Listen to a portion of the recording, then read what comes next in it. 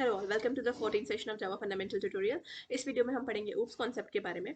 तो OOPs concept interview purpose से, college placement purpose से एंड कहीं भी अगर आप जावा का इंटरव्यू देते हो उस पर्सपेक्टिव से बहुत ही ज़्यादा इंपॉर्टेंट टॉपिक है, इसलिए इस वीडियो को एंड तक ज़रूर देखें। मोर ओवर, मैं इस वीडियो के कमेंट सेक्शन में एक लिंक पेस्ट करूंगी जिस पर क्लिक करके आप इस वीडियो से रिलेटेड सारे notes, PPT and code files को फ्री ऑफ कॉस्ट एक्सेस कर सकते हो। मैंने एक और जावा फंडामेंटल्स की वीडियो सीरीज कवर करी हुई है जिसमें मैंने अराउंड 13 वीडियोस बनाए हुए हैं। उसको भी आप फॉलो ऑन कर सकते हो for better understanding of Java. So let's begin to understand what is the use of OOPS concept, why we are following OOPS concept and not the concept that was followed earlier, and what are the features of OOPS concept. तो guys I hope आपको oops का full form पता होगा। Oops का मतलब होता है object oriented programming. Oops that is object oriented programming.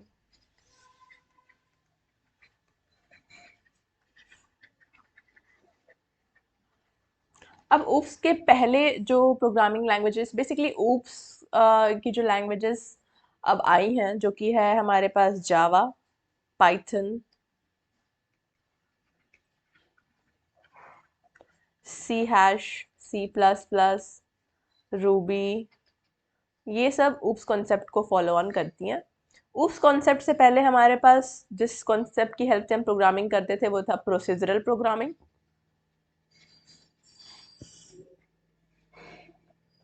और प्रोसीजरल प्रोग्रामिंग कौन सी लैंग्वेजेस फॉलो करती थी वो थी Algol, COBOL, base BASIC, Pascal, Fortran and सी।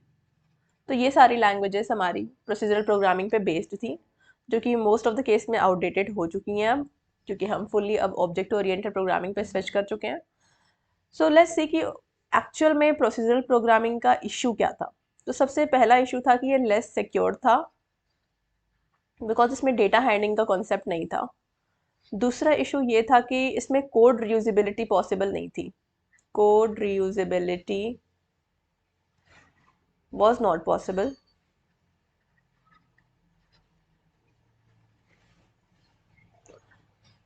अब कोड यूजेबिलिटी पॉसिबल नहीं थी तो किसी भी प्रोग्राम को डेवलप करने के लिए आपको बहुत सारी राइटिंग करनी पड़ती थी, जिसलिए कॉम्प्लेक्स प्रोग्रामिंग के लिए अच्छा नहीं था ये।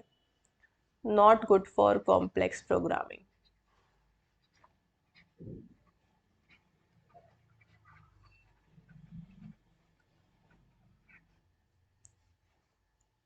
उसके बाद ये जो हमारा था वो लॉजिक्स एंड फंक्शंस पे बेस्ड था।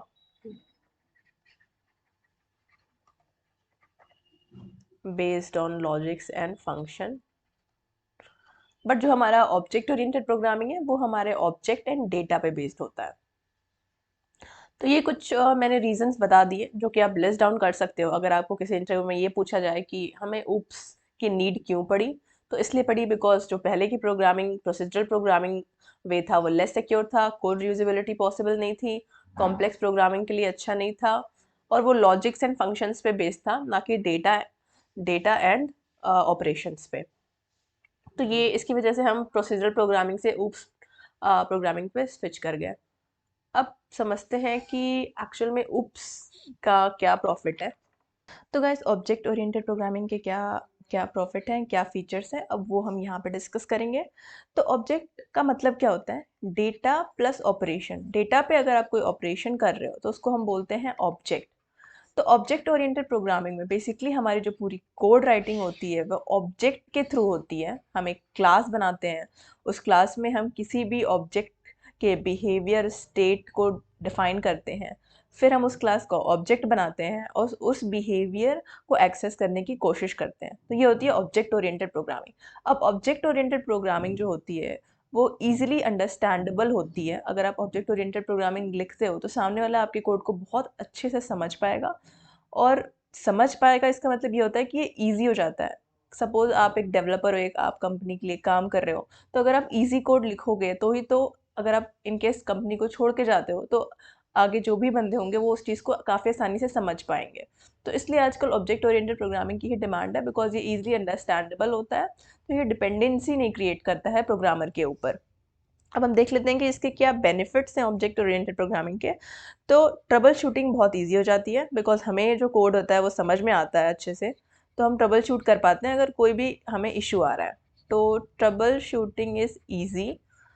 दूसरा होता है कोड रीयूजेबिलिटी। कोड रीयूजेबिलिटी क्यों हो पाती है? Because of the help of inheritance, जो मैं अभी बताऊंगी। तीसरा हमारा होता है प्रोडक्टिविटी हमारी बढ़ जाती है, बिकॉज हम कॉम्प्लेक्स प्रोग्रामिंग ईजी वे में कर पाते हैं, प्रोडक्टिविटी। तीसरा है सिक्योरिटी, इनकैप्सुलेशन का कॉन्सेप्ट होता है एक, उसकी वजह से हमारा प्रोग्राम काफ़ी सिक्योर हो जाता है। उसके बाद हमारी होती है कोड फ्लेक्सिबिलिटी, फ्लेक्सिबल वे में हम लिख पाते हैं चीज़ों को। उसके बाद हमारा हो जाता है बेसिकली एट द एंड आप यही बोल सकते हो कि ये काफ़ी इजी टू मॉडिफाई होता है एंड मेंटेन होता है, easy to modify and maintain. तो ये रीज़न है कि हम प्रोसीजरल प्रोग्रामिंग से ऑब्जेक्ट ओरिएंटेड प्रोग्रामिंग पे स्विच कर गए। अब मैं आपको बताती हूँ features of object oriented programming. तो सबसे पहले हम फीचर्स को जानेंगे, फीचर्स ऑफ ओप्स। तो इसमें सबसे पहले हमारा आता है क्लास, दूसरा आता है ऑब्जेक्ट, तीसरा आता है हमारा एब्स्ट्रैक्शन का कॉन्सेप्ट, जो कि बहुत ज़्यादा पूछा जाता है इंटरव्यूज़ में। तो मैं अभी आपको जस्ट ब्रीफली समझाऊंगी एक एक फ़ीचर के बारे में, बट इन सारे फीचर्स पे मैं एक सेपरेट वीडियो पे लेके आऊँगी, ताकि वन गो में आप ओप्स कॉन्सेप्ट को काफ़ी अच्छे से समझ के किसी भी इंटरव्यू में अगर आपसे क्वेश्चंस पूछे जाते हैं तो आप इजीली बता पाओ। और मैं देन पढ़ाऊँगी इनहेरिटेंस, और उसके बाद हमारा आता है पॉलीमॉर्फिज्म।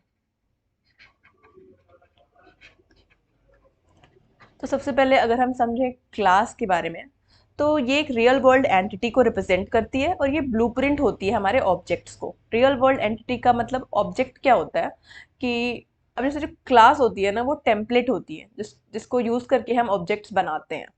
तो क्लास, सपोज मैंने डॉग क्लास बनाया है, तो वो एक रियल वर्ल्ड एंटिटी है और वो एज ए ब्लूप्रिंट होगा, उससे आप बहुत सारे डॉग्स को ऑब्जेक्ट बना सकते हो। तो ये होती है हमारी क्लास।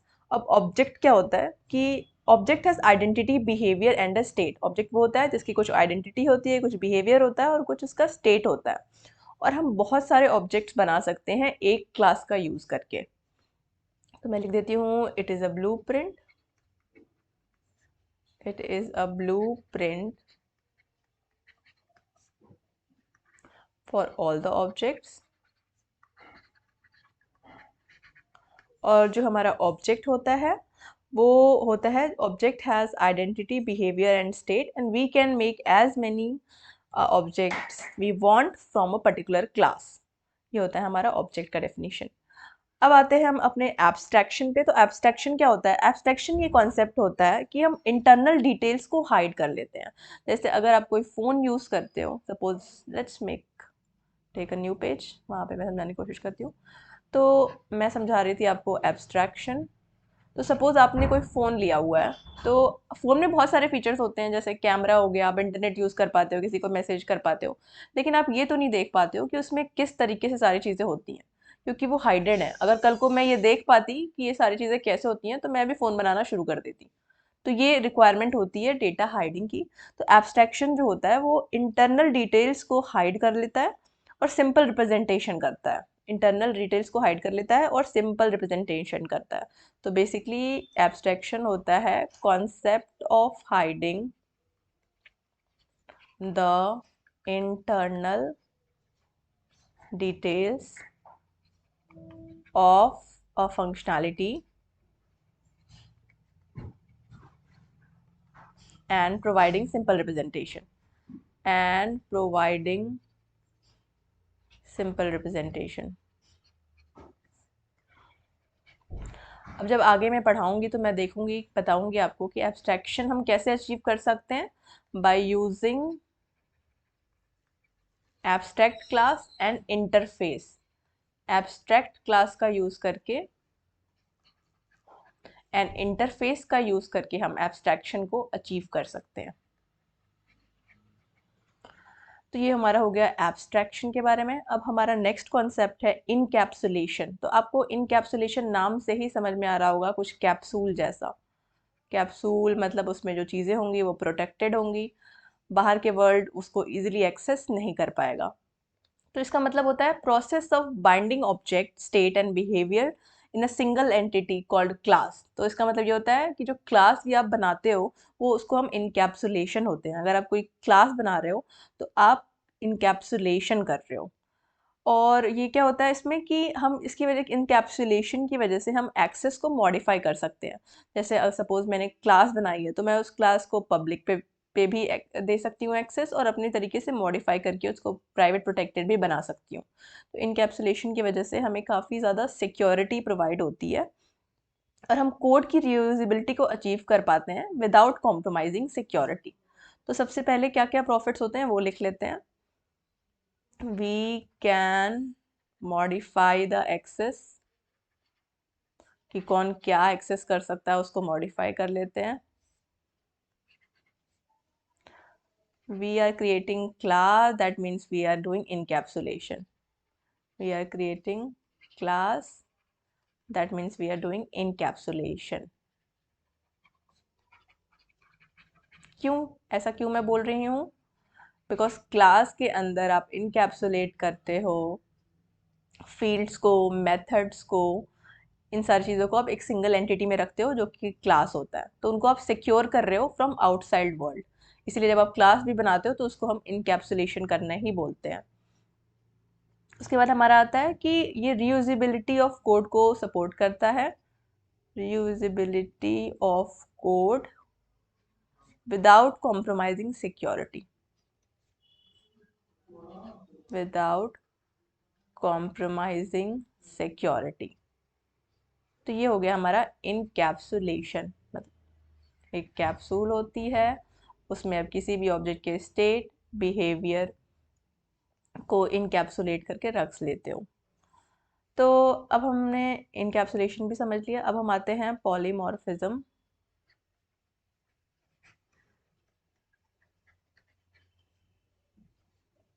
तो पॉलीमॉर्फिज्म का क्या मतलब होता है? Where object behave differently in different situation, जहाँ पे ऑब्जेक्ट जो हमारा है वो डिफरेंटली बिहेव करे डिफरेंट सिचुएशन में। जैसे सपोज मैं एक ऑब्जेक्ट हूँ, सपोज शची एक ऑब्जेक्ट है जो कि बिहेव कर रही है अभी as a Java teacher, as a teacher, but Shachi एक सॉफ्टवेयर प्रोफेशनल भी है, सॉफ्टवेयर प्रोफेशनल भी है, एक डॉटर भी है एंड एक सिस्टर भी है।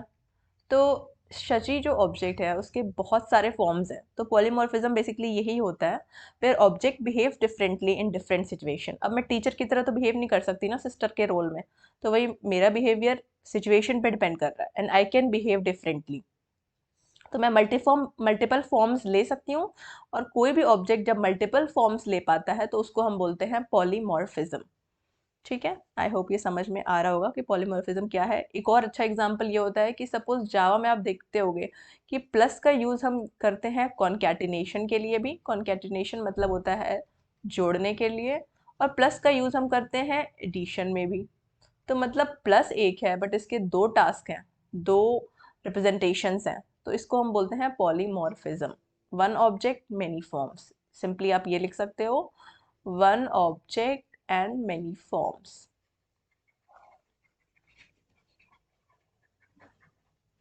तो अब हमारा अगला कॉन्सेप्ट होगा, बहुत ही ज़्यादा इम्पोर्टेंट कॉन्सेप्ट है, इनहेरिटेंस। अब इनहेरिटेंस क्या होता है? ये तो हमने बायोलॉजी में भी पढ़ा होता है कि जब भी हम पैदा होते हैं, सपोज मेरी मदर हैं, मेरे फादर हैं, तो जब भी मैं पैदा होंगी तो मैं, इनके कुछ ट्रेट्स मेरे में आते हैं, कुछ चीज़ें मैं इनहेरिट करती हूँ, कुछ भी कर सकती हूँ, कोई बिहेवियर इनहेरिट कर सकती हूँ। तो इस तरह से मैं कुछ भी इनहेरिट कर सकती हूँ। तो इनहेरिटेंस का क्या फ़ायदा होता है कि हमें बार बार कोड को लिखना नहीं पड़ता है। सपोज शची है, उसमें कुछ जो उसकी जो कुछ आदतें हैं वो उसके मदर या फिर फादर से मैच करती हैं। तो अगर वो आदतें मेरे मदर या फिर फादर में होगी तो मैं उसको इनहेरिट करके अपने में यूज़ कर लूँगी, मुझे दोबारा उस चीज़ को नहीं लिखना पड़ेगा। तो इससे इनहेरिटेंस बेसिकली क्या होता है? One class acquires the property of, acquires the properties of another class, properties of another class. अब जो जिससे हम इनहेरिट करते हैं उसको हम बोलते हैं सुपर क्लास। तो यहाँ पर सुपर क्लास क्या हो जाएगी? मेरे मदर और फादर। और जो इनहेरिट करता है उसको हम बोलते हैं सब क्लास। तो सब क्लास क्या हो जाएंगे? मैं हूँ, मैं जो किशा जी, मैं सब क्लास हूँ, और ये मेरे फादर और मदर सुपर क्लास है। तो बेसिकली इनहेरिटेंस से सबसे बड़ा प्रॉफिट क्या हो रहा है? रीयूजेबिलिटी का। इसी की वजह से ऊप्स कॉन्सेप्ट का बहुत ही ज़्यादा इंपॉर्टेंट टॉपिक है इनहेरिटेंस, जिसकी वजह से हम कोड को यूज़ कर पाते हैं। तो अब हमने समझ लिया, सारे ही चीज़ें हमने कवर कर ली। हमने क्लास पढ़ लिया, क्लास क्या होता है, ऑब्जेक्ट पढ़ लिया, ऑब्जेक्ट क्या होता है, हमने ये देख लिया इनहेरिटेंस क्या होता है, ये भी समझ लिया पॉलीमॉर्फिज्म और इनकैप्सुलेशन क्या होता है। अब ये चीज़ें मैंने कंसोलिडेटेड वे में यहाँ पे बता दी हैं, बट इस पे मैं एक बहुत वीडियोस भी लेके आऊँगी, अलग अलग वीडियोस लेके आऊँगी मैं सारे टॉपिक्स पे। क्लास एंड ऑब्जेक्ट की वीडियो मैं ऑलरेडी बना चुकी हूँ, जो कि आप अभी जाके देख सकते हो for better understanding of class and object. बाकी इनहेरिटेंस, पॉलीमॉर्फिज्म एंड इनकैप्सुलेशन में मैं एक डिटेल वीडियो लेके आऊँगी, जिसमें मैं कोड के थ्रू भी आपको ये चीज़ें इन डेप्थ समझाऊँगी। तो आई होप ये चीज़ समझ में आ चुकी होगी। प्लीज़ इस वीडियो को आप एंड तक देखें। अगर आपको समझ नहीं आया तो आप नीचे कमेंट सेक्शन में मुझसे कोई भी क्वेरी पूछ सकते हैं। कमेंट सेक्शन में मैं एक लिंक भी पेस्ट करूँगी, जिस पर रिक्वेस्ट एक्सेस करके आप notes, PPT and code files को एक्सेस कर सकते हैं। नोट्स क्या होंगे? मैं जो चीज़ें यहाँ पे पढ़ाती हूँ वो मैं नोट्स बनाती हूँ उनके, तो वो नोट्स की आप एक्सेस ले सकते हो। जिस नोट्स में मैं इन चीज़ों को अच्छे से डिस्क्राइब करके लिखती हूँ, जो कि आपको हेल्प करेगा अगर आप कोई एग्ज़ाम राइटअप कर रहे हो या फिर कोई अगर इंटरव्यू देने जा रहे हो। उस नोट्स में मैं इंपॉर्टेंट क्वेश्चंस भी मार्क करती हूँ, तो वो भी पढ़ सकते हो आप। तो आई होप आज का सेशन सही रहा होगा। तो thank you so much for watching this video, and please do not forget to like, subscribe and comment on this channel. That will be really helpful for me. So thank you.